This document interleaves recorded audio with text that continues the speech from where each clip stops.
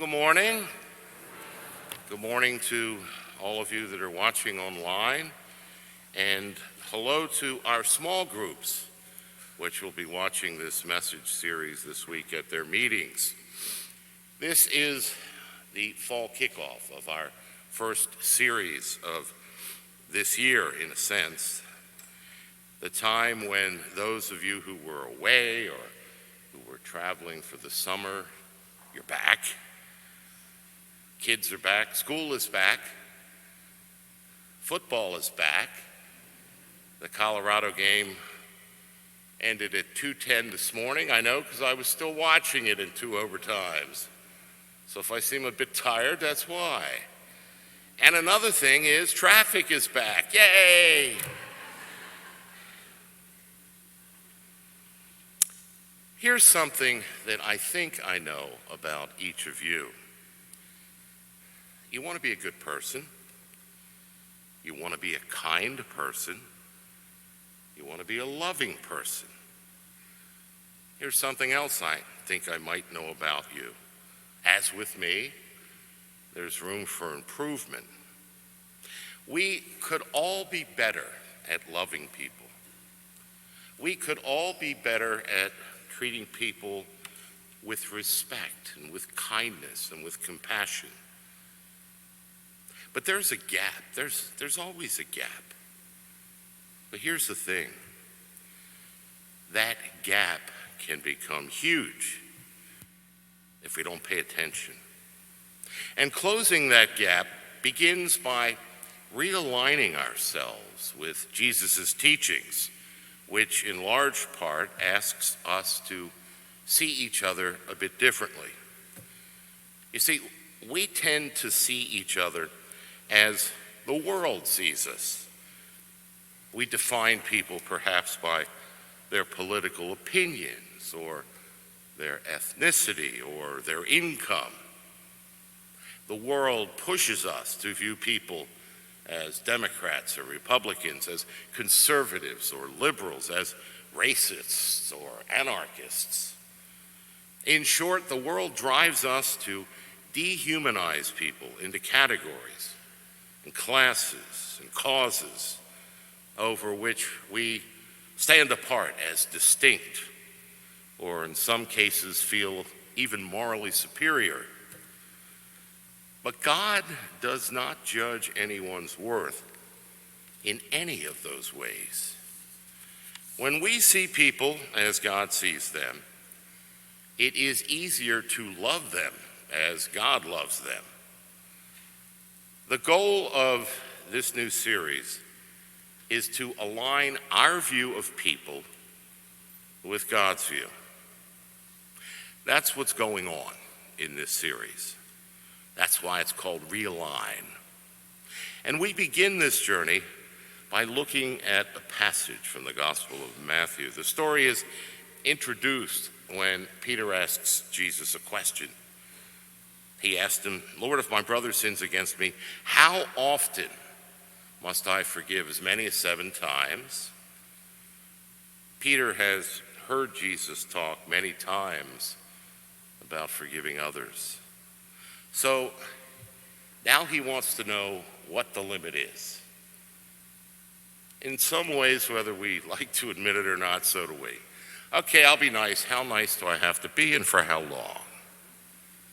Forgiveness is great, but surely there is a cap to it. So what is it? 7 times seems like a pretty generous amount to Peter. And Jesus challenges that. He says, not 7 times, but 77 times. In other words, more times than you can probably keep track of. Or better yet, don't keep count. Jesus knows that this is a challenging teaching because it's so difficult for any of us at times to forgive. We just don't want to do it. And you know what? Without practice, we're not very good at it. So he follows up the story and he illustrates why we need to do it. In fact, why it is in our strategic interest to do it. He says that's why the kingdom of heaven may be likened to a king who decided to settle accounts with his servants. Jesus is constantly telling parables about the kingdom of heaven. He does it to help us see this world from God's perspective. This parable gives us a clearer picture of reality that often gets obscured in our day-to-day living. The kingdom of heaven is the true kingdom, the real kingdom that lasts forever, and it's very different from the kingdoms or the ways of this world. So, once again, Jesus begins the parable by saying that the kingdom of heaven is like this king who settles his accounts with his servants. And the king is owed a debt, we just heard that, and the debt is due. And he begins the accounting. And a debtor is brought before him who owed him a huge amount. And since he had no way of paying it back, his master ordered him to be sold along with his wife, his children, all his property, his payment of the debt. And when he began the accounting, this man had no way to pay it back. You know, a common worker in that time would earn maybe 1 or 2 talents their entire working life. So this was an absurd amount of money. And it's actually another example of Jesus' humor. I have said on many occasions that some of the things we hear in Gospels, the people of his time would have thought they were at a Jim Gaffigan show. Jesus had a great sense of humor. If he was dour and down, who would have wanted to follow him all the time? But we don't get those jokes. So when we hear these things, we just sit here and go, okay. But his favorite form of humor was exaggeration. I'm telling you, the audience would have been laughing at this story. People love stories. They especially love funny stories. So Jesus used them all the time in his preaching and in his teaching. At that, the servant fell down, did him homage, and said, "Be patient with me. I'll pay you back in full. Move with compassion." He let him go, and he canceled the debt. He falls down. He is begging for pity, for patience. And that makes sense. But his statement doesn't. There's no way he can possibly ever pay back the amount that he owes. It doesn't make sense, but it does touch the master's heart. The master doesn't make him pay anything back. Nothing. Not a dime. He forgives the debt. He forgives the loan. That's what forgiveness is. It's simply canceling the debt. It's not based on forgiving someone because they pay you back or because they make up for it. It's not saying now that they didn't owe you something. They did. It's not saying that they didn't take something from you. They did. It's not saying that they weren't in the wrong. Maybe they were. Forgiveness also does not mean that things go back necessarily to the way they were. You can forgive someone and not be their friend anymore. You can forgive someone and not be in relationship with them anymore. Forgiveness in so many ways is for ourselves, so that when we think of that situation where we were wronged, we don't get all upset.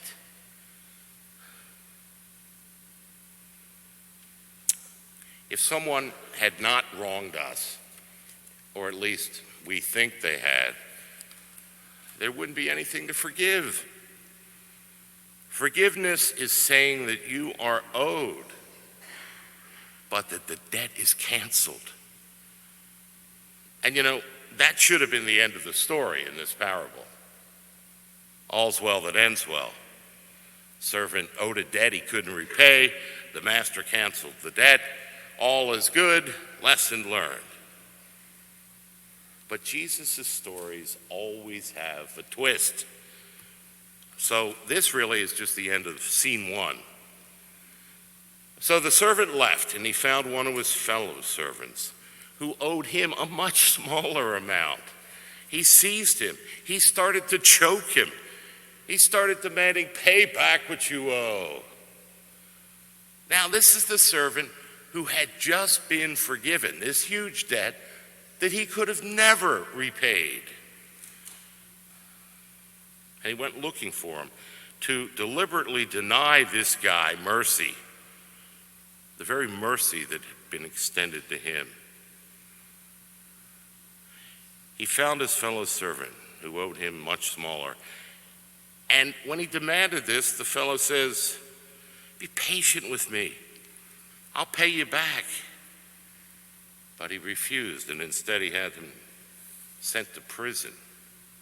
Other translations read, when that servant left, he found one of his fellow servants who owed him 100 denarii.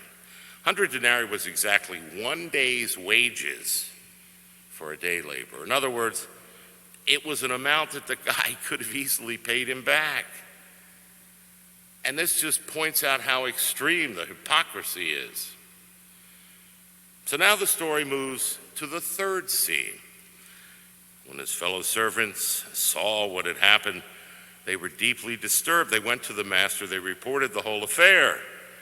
And his master now calls him back, and he says, "You wicked servant, I forgave you your entire debt. And I did it just because you begged me. Should you not have had pity on your fellow servant as I had pity on you?" And then in his anger, the master handed him over to the torturers until he should pay back the entire debt. In other words, forever. And then comes the lesson. And the lesson hits like a hammer. "So will my heavenly Father do to you unless each of you forgives your brother from your heart." I'm guessing nobody was laughing at that point. Mark Twain once said, "It ain't those parts of the Bible that I can't understand that bother me. It's the parts that I do understand." If this passage doesn't bother you, you're missing it. In a parable, someone is usually God and someone is usually us. The king, of course, is God. And Jesus says, we're like the unforgiving servant when we refuse to forgive someone. And as challenging and as uncomfortable as this parable is, there's good news that should comfort and cheer us. The good news is that God has canceled our debt. He's canceled your debt. He's canceled my debt. You and I had a debt we could never repay.